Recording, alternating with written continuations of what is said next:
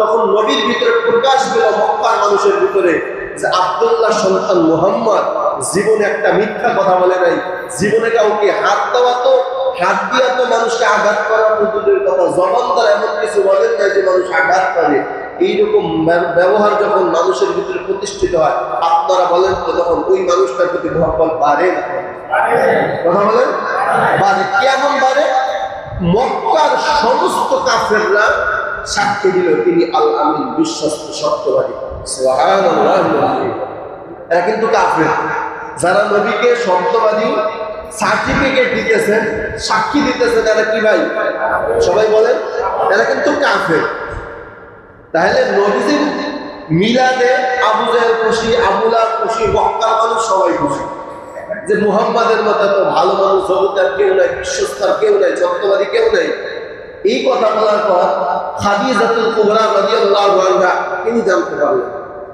তিনি জানার পর সংক্ষেপে বলতেছি, আমি একদিনই বলছিলাম যে নবীজির গোটা জিন্দেগিগুলো পুরা 30 পারা কোরআন, কোরআনের পুরা তাফসীর বুঝতে হলে নবীজির জিন্দেগি বুঝতে হবে। অতএব গোটা কোরআনের তাফসীর এক মাসে করা সম্ভব, আর একটা আয়াতের তাফসীরও তো করা সম্ভব।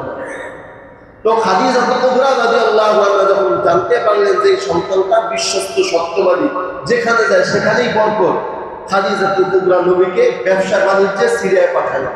জোরে বলেন সুবহানাল্লাহ। নবীজি অনেক মুনাফা লাভ করলেন, বিশ্বস্ততার সাথে যখন ব্যবসা করলেন, খাদিজাতুল কুবরা নবীজির প্রেমে পড়ে গেলেন। সুবহানাল্লাহ। প্রেমে পড়ে যাওয়ার পর আবু তালেবকে বিবাহের প্রস্তাব দিলেন যে আমি মুহাম্মদকে বিবাহ করব। নবীজি হও বললেন না, নাও বললেন না, কারণ ওই সময় নবীজির ধন সম্পদ তেমন নাই। নবীজি কি বলবেন?